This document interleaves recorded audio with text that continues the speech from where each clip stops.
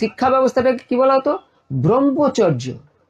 অর্থাৎ প্রথমে শিক্ষা, ধর্মের শিক্ষা, ব্রহ্মচর্য গুরুকুলে, তারপরে গার্হস্থ সংসার, তারপরে বানপ্রস্থ, তারপর সন্ন্যাস। সন্ন্যাসে কেউ যাবে কেন? এখনকার দিনে কেউ সন্ন্যাসে যায়? যায় না তো। কেন যায় না? আগে যেত কেন?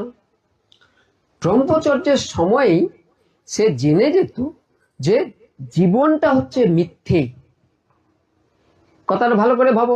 সংসার, সং, সং মানে সাজ, নকল।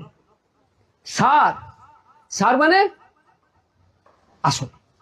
সংসার, জীবনটা হচ্ছে সং, আর জীবনের বাইরে সেটা হচ্ছে সার।